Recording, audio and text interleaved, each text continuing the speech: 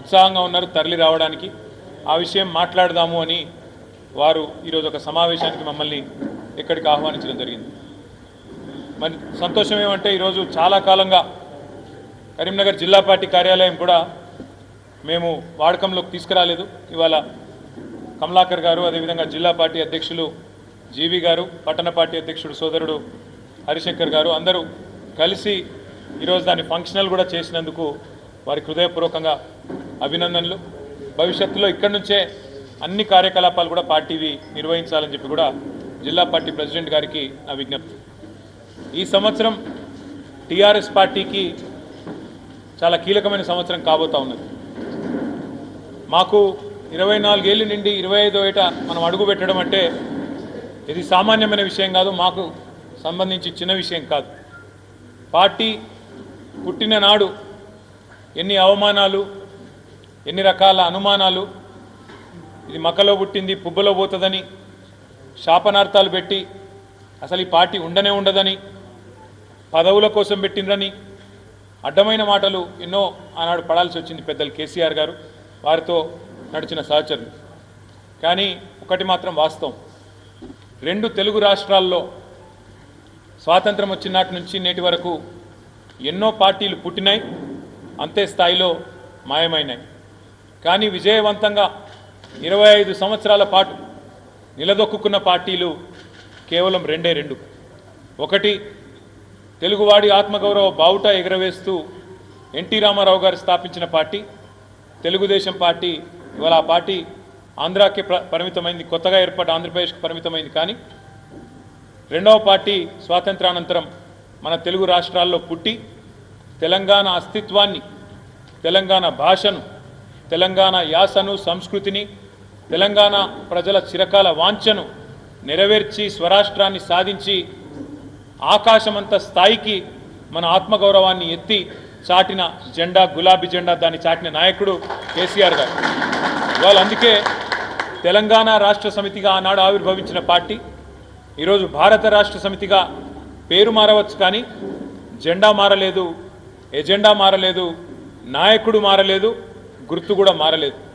ప్రజలు ఎవరికి ఈ రోజుకి కూడా, ఈ నిమిషానికి కూడా ఏదైనా పల్లెటూరికి పోయి ఈ గులాబీ జెండా చూపెట్టి ఏ పార్టీ అంటే తెలంగాణ పార్టీ అంటారు తప్ప ఇంకో పేరు రాదు, బీఆర్ఎస్ అనో టీఆర్ఎస్ అనో రాదు.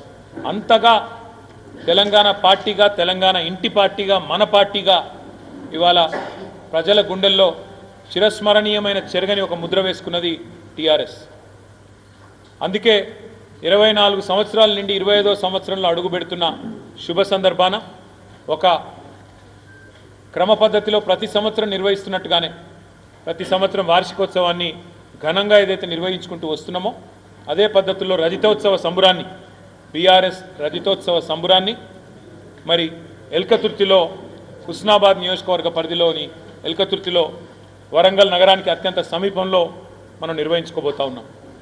దానికి ముఖ్యంగా ఉమ్మడి కరీంనగర్ జిల్లా నుంచి మాకు విపరీతమైన ఒత్తిడి ఉంది. ఇప్పుడు ఇక్కడికి వచ్చేటప్పుడు కూడా మేమందరం మాట్లాడుకుంటూ వస్తూ ఉన్నాం, ఎమ్మెల్యేలు అదేవిధంగా ఇన్ఛార్జీలు. విపరీతమైన ఒత్తిడి ఉంది మా కార్యకర్తల నుంచి. ఎందుకంటే మా సభ్యత్వమే దాదాపు 60 లక్షల సభ్యత్వం కలిగిన పార్టీ. కాబట్టి మేము వస్తామని చెప్పి ప్రతి ఊరు నుంచి కూడా విపరీతమైన ఒత్తిడి ఉంది. తప్పకుండా నాకున్న విశ్వాసం, స్పందన చూస్తుంటే, మా ఈ కార్యక్రమానికి స్వచ్ఛందంగా వస్తున్న ఒక మద్దతు చూస్తుంటే లక్షలాది మందితో అపురూపంగా మరి సభ నిర్వహిస్తాము అనే మాట కూడా నేను విజ్ఞప్తి చేస్తూ ఉన్నా. ఇప్పటికే పోలీస్ పర్మిషన్ కూడా మార్చ్ 28 నాడు అప్లై చేసినాం. మరి ఈరోజు 12వ తారీఖు, ఇప్పటివరకు పోలీసులు పర్మిషన్ ఇవ్వట్లేదు, ఇస్తామని చెప్తలేరు, ఇయ్యమని చెప్తలేరు. అందుకే కోర్టుకు కూడా పోయినాం, హైకోర్టుకు కూడా పోయినాం. పోతే హైకోర్టు కూడా 21వ తారీఖు వరకు గడువు పెట్టింది, 17 లోపల సమాధానం చెప్పాలని చెప్పి ప్రభుత్వానికి మరి కోర్టు కూడా డైరెక్షన్ ఇచ్చింది. రాష్ట్ర ప్రభుత్వానికి కూడా విజ్ఞప్తి చేస్తూ ఉన్నాం, మాకు ప్రతి సంవత్సరం వార్షికోత్సవ సభ నిర్వహించుకోవడం అనేది ఒక ఆనవాయితీగా ఉన్నది. ఇదేదో మీ ప్రభుత్వం మీద ప్రకటించే యుద్ధబేరి కాదు, ఇదేదో మేము అక్కడ చేస్తున్నది వేరే రకమైన ఆలోచన కూడా కాదు. 25 సంవత్సరాలు ఒక పార్టీ ప్రస్థానాన్ని కొనసాగించడం అంటే ఈ రోజుల్లో ఒక అపురూపమైన సందర్భం. కాబట్టే లక్షలాది మందితో శాంతియుతంగా ప్రజాస్వామ్య పద్ధతుల్లో ఎట్లా అయితే ఆనాడు ఉద్యమాన్ని నడిపినామో అదే పద్ధతుల్లో ఈ సభను కూడా నిర్వహించుకోబోతా ఉన్నాం. 1250 ఎకరాల ప్రాంగణం మొత్తంగా, అంటే ట్రాఫిక్ కూడా అంతరాయం లేకుండా, పార్కింగ్ కూడా ఇబ్బంది లేకుండా, వచ్చేటోళ్లకు దూరం నుంచి నడిచే అవస్థ లేకుండా ఆ సభ పక్కకే, బహిరంగ సభ ప్రాంగణం పక్కకే మొత్తం పార్కింగ్ కూడా 3 భాగాలుగా దాదాపు 1000 ఎకరాల్లో పార్కింగ్ కూడా ఏర్పాటు చేస్తూ ఉన్నాం. ఆర్టీసీకి ఇప్పటికే మరి దాదాపు 10 కోట్ల రూపాయలు చెల్లించినాం. ఒక 3000 బస్సులు కావాలని అడిగినాం, వారు కూడా సూత్రప్రాయంగా ఇస్తామని చెప్పినారు. అట్లాగే ప్రైవేటు బస్సులు, ఇక ఇతర వాహనాలు స్వచ్ఛందంగా వచ్చేవాళ్ళు లక్షలాదిగా తరలి వస్తారని చెప్పి మేము అంచనా వేస్తున్నాం. ఈ ప్రోగ్రాం ఎంత పెద్దది అంటే మరి ఆ లక్షలాదిగా వచ్చేటోళ్ళకు ఎండాకాలంలో ఇబ్బంది కాకూడదన్న ఉద్దేశంతో 10 లక్షల వాటర్ బాటిళ్ళు, 10 లక్షల మజ్జిగ ప్యాకెట్లు, అదేవిధంగా అక్కడనే మరి కొన్ని వైద్య శిబిరాలు కూడా అదే ప్రాంగణంలో ఏర్పాటు చేస్తూ ఉన్నాం. పెద్ద ఎత్తున ఎవరికి ఇబ్బంది కాకుండా టాయిలెట్లు కూడా అక్కడనే ఏర్పాటు చేస్తూ ఉన్నాం. అదే మాదిరిగా డాక్టర్ల బృందాలు, అదేవిధంగా మా 2000 మంది వాలంటీర్లు పార్కింగ్ ఇంతజాం చూడడానికి, వచ్చిపోయే ట్రాఫిక్ నియంత్రణ చేయడానికి, అదేవిధంగా ప్రజలకు ఏ రకమైన అసౌకర్యం కలిగినా, ఎవరికి వచ్చే వాళ్ళకి ఏ రకమైన ఇబ్బంది కలిగినా తక్షణమే వారికి సేవలు అందించడానికి 2000 మంది స్వచ్ఛందంగా మా పార్టీ కార్యకర్తలు, మా యువకులు 2000 మందిని నియమించినాం. వారు కూడా ఇప్పటికే పనులు నిమగ్నమైనారు. పనులు ఎలకతుర్తిలో అక్కడ పట్టదారులు ఎవరైతే ఉన్నారో ప్రైవేటు భూముల యజమానులు, వాళ్ళు కూడా తమ సమ్మతిని ఇప్పటికే మాకు రాతపూర్వకంగా ఇచ్చినారు. ఆ అనుమతులు కూడా మేము పోలీసు వాళ్ళకు కూడా ఇవ్వడం జరిగింది, ప్రభుత్వానికి కూడా ఇవ్వడం జరిగింది. మేము ఈ కార్యక్రమం తర్వాత, బహిరంగ సభ తర్వాత మరి బీఆర్ఎస్ రజతోత్సవ సంబరాలను సంవత్సరం పాటు నిర్వహించబోతా ఉన్నాం. రకరకాల కార్యక్రమాలు, ఆనాడు ఉద్యమంలో మొదటి నుంచి మాతో ఉన్న సహచరులను ఒక దగ్గర తీసుకొని రావడం, వారితో ఆనాటి నుంచి ఈనాటి వరకు 25 ఏళ్లలో వివిధ సందర్భాల్లో జరిగిన ఉదంతాలను మళ్ళొక్కసారి ప్రజలకు గుర్తు చేసే విధంగా కార్యకలాపాలు అవన్నీ కూడా డిజైన్ చేస్తున్నాం. సంవత్సరం పాటు రజతోత్సవ సంబరాలను నిర్వహించబోతా ఉన్నాం. అట్లాగే ఈ సభ తర్వాత వెంటనే మే నెలలో మా పార్టీ యొక్క మన సభ్యత్వ నమోదు కార్యక్రమం మళ్ళీ తిరిగి ప్రారంభమవుతుంది. ఈసారి మొత్తం సభ్యత్వ నమోదు కార్యక్రమాన్ని డిజిటల్ పద్ధతుల్లో చేయాలి అని చెప్పి నిర్ణయం తీసుకున్నాం. ఇదివరకు ఇచ్చినట్టు ఆ పుస్తకాలు ఉండయి, మొత్తం కూడా యాప్ ద్వారా ఈసారి మనం మెంబర్షిప్ ఎన్రోల్మెంట్ కూడా చేయబోతా ఉన్నాం. అట్లాగే మెంబర్షిప్ ఎన్రోల్మెంట్ అయిన తర్వాత పూర్తి స్థాయిలో సంస్థాగత నిర్మాణం మీద దృష్టి పెట్టి దసరా లోపు సంస్థాగత నిర్మాణాన్ని కూడా, అంటే గ్రామ శాఖలు, వార్డు శాఖలు, మండల శాఖలు, పట్టణ శాఖలు, నియోజకవర్గ స్థాయిలో, అదేవిధంగా జిల్లా స్థాయిలో ఇవన్నిటిని కూడా పూర్తి స్థాయిలో కమిటీలను పూర్తి చేసుకుంటాం.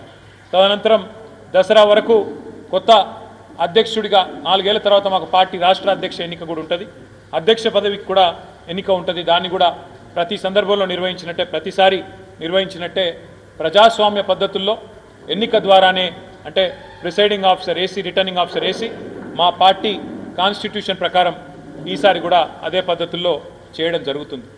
ఒకసారి కమిటీల నిర్మాణం పూర్తయిన తర్వాత ఇట్లాంటి పార్టీ యొక్క జిల్లా పార్టీ కార్యాలయాలు ఏవైతే ఉన్నాయో మాకు 1-2 తప్ప మొత్తం 33 జిల్లాల్లో కూడా ఇంత అద్భుతమైన కార్యాలయాలు కూడా పార్టీ నిర్మాణం ఇప్పటికే పూర్తి చేసింది.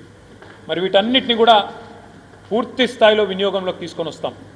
కార్యకర్తలకు నియోజకవర్గాల వారీగా, ఉదాహరణకు కరీంనగర్ జిల్లాలో, అంటే కొత్త కరీంనగర్ జిల్లాలో కరీంనగరు, మానకొండూరు, చొప్పదండి, హుస్నాబాద్, హుజురాబాద్ 5 నియోజకవర్గాలు ఉన్నాయి. ఒక్కొక్క నియోజకవర్గం నుంచి సుశిక్షితులైన ఎంపిక చేయబడ్డ 500 మందిని ఇదే జిల్లా పార్టీ కార్యాలయంలో శిక్షణ కార్యక్రమాన్ని కూడా ఒక రోజు లేదా 2 రోజుల పాటు వివిధ అంశాల మీద కూడా ఆ కార్యక్రమాన్ని కూడా ఈ సంవత్సరమే ప్రారంభిస్తాం. దాన్ని కూడా పూర్తి స్థాయిలో, అంటే వాళ్ళ కాంగ్రెసు బీజేపీ చేస్తున్న అన్యాయం, 11 ఏళ్లుగా బీజేపీ చేస్తున్న అరాచకం, మరి గత 16 నెలలుగా కాంగ్రెస్ చేస్తున్న దుర్మార్గ పాలన, ఏమేం వాళ్ళు చేస్తున్నారు, ఏమేం మనం చేసినాం, ఇవన్నీ కూడా ఒకసారి గుర్తు చేసే విధంగా ఉద్యమ పార్టీగా టీఆర్ఎస్ సాధించిన విజయాలు, ఉద్యమ పార్టీగా రాష్ట్రాన్ని సాధించిన వైనం, దానికోసం జరిగిన పోరాటాలు, దానికోసం జరిగిన త్యాగాలు, ఇవన్నీ కూడా మళ్ళీ ప్రజల దృష్టికి తీసుకొచ్చే విధంగా ఈ శిక్షణ కార్యక్రమాలు ఉంటాయి.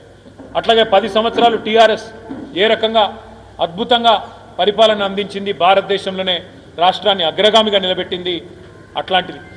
సాంస్కృతికంగా కూడా పెద్ద ఎత్తున మన భాష మీద యాస మీద జరిగిన దాడిని తిప్పికొడుతూ ఆనాడు తెలంగాణ ధూమ్ధామ్ పేరుతో ఉద్యమంలో ఎట్లా అయితే అద్భుతంగా సాంస్కృతిక పునరుజ్జీవనానికి ఒక పెద్దపీట వేసినామో, రాష్ట్రం వచ్చిన తర్వాత కూడా సాంస్కృతిక సారథి అనే బృందాన్ని నియమించి ఏ రకంగా మరి తెలంగాణ భాషకు యాసకు పెద్దపీట వేసినామో, తిరిగి మళ్ళీ ఒకసారి అవన్నీ యాద్ చేసే విధంగా ఈ శిక్షణ కార్యక్రమాలు ఉంటాయి. తదనంతరం ఒకవేళ స్థానిక సంస్థలు వస్తే, స్థానిక సంస్థల ఎన్నికలు వస్తే వాటిని కూడా ఎదుర్కొంటాం ప్యారలల్గా మా పార్టీ సంస్థాగత నిర్మాణం. అందుకే ఈ సంవత్సరం కీలకమని నేను చెప్పిన. మా మహాసభతో పాటు ఏప్రిల్ 27 నాడు రజతోత్సవ సభతో పాటు మెంబర్షిప్ తర్వాత కమిటీల సంస్థాగత నిర్మాణం, కమిటీల ఎంపిక, తదనంతరం శిక్షణా కార్యక్రమాలు ప్రతి జిల్లాలో ప్రతి నియోజకవర్గాన్ని యాక్టివేట్ చేసే విధంగా చేయబోతా ఉన్నాం. ఇక మీకు తెలుసు, రాష్ట్రంలో ప్రస్తుతం ఉన్న రాజకీయాల గురించి కూడా మీకు తెలుసు. ఒకటి మాత్రం పక్కా, రెండు ఢిల్లీ పార్టీలు కూడా, ఒకటేమో సంచులు మోసే పార్టీ, ఇంకోటేమో చెప్పులు మోసే పార్టీ. ఢిల్లీ వాళ్ళ చెప్పులు మోసే పార్టీకి, ఢిల్లీకి సంచులు మోసే పార్టీలు రెండు ఉన్నాయి. ఈ రెండు పార్టీల వల్ల